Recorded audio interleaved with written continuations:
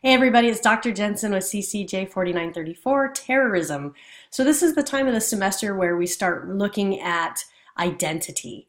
And identity and group membership often is a part of violence, conflict, social movements, and terrorism because it comes into an us versus them mentality.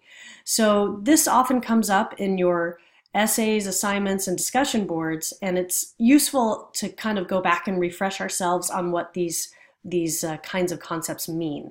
So first, what is race? It's a group of people believed to share common descent based on perceived innate physical characteristics. So race tends to be more of a physical descriptor of a person, and it is socially constructed. So it's something we maintain socially, but it doesn't really have any scientific basis in biology.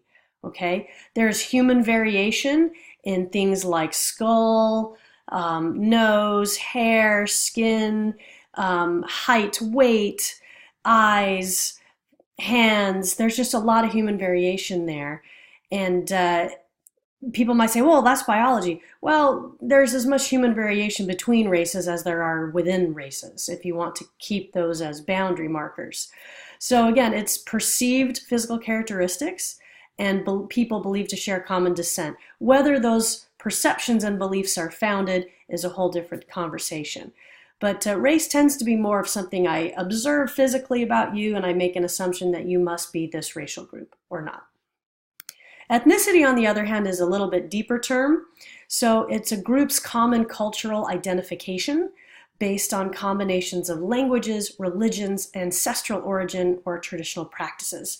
So ethnicity comes more into where you are from and how you carry yourself, the things you value, and how you spend your time, or what your belief systems are.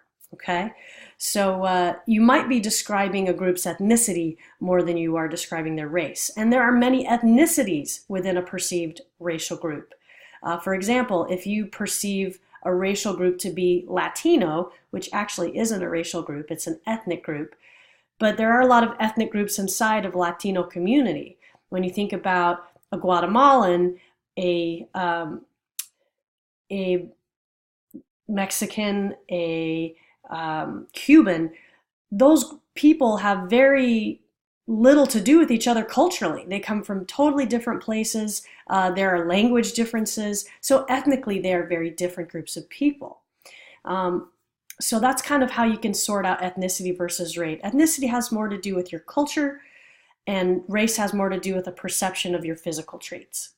So both of these terms are social constructs, or essentially an entity that exists because society says it exists. It collectively creates, perpetuates, and maintains it. And we can see kind of the birth and death of social constructs, especially as certain terms fall out of favor. So think about maybe some positive and negative terms used to describe people. The negative ones can often fall out of favor, or people get very upset about them. So we learn not to use those words because they bring forward very strong emotions and they can be offensive to people. But maybe years ago, those social constructs were acceptable, but today they really are not. So it depends on how society uses those terms and whether collectively we maintain it or decide to get rid of it. So this is a very dynamic process that changes over time. So why does all this matter, especially in a class like terrorism? Well, a social construct is something that exists not in objective reality, but as a result of human interaction. So with the way people see each other socially, it kind of changes over time, and this definitely impacts people feeling alienated, oppressed, isolated, and turning to violence to justify those feelings. It exists because humans agree that it exists. So that's why certain terrorist groups are around today that aren't around years ago. And that's something we have to keep in mind, that terrorism, social movements, and social unrest changes as the social matters of the day change. Humans create constructs in order to make sense of the objective world. So as much as you may think, well, this is how I describe race, this is how I describe ethnicity, I see people, I make assumptions about them, I might be right, I might be wrong, It's all a matter of your brain categorizing your experiences and interactions with other people. Okay, so one way humans do this is by structuring what they see and experience into categories. So for example, when they see people with different skin colors and other physical features, they will create the social construct of race until proven otherwise. So have you ever had the experience where you assumed someone was of a racial group and then you found out later that you were wrong, and sometimes in front of their face?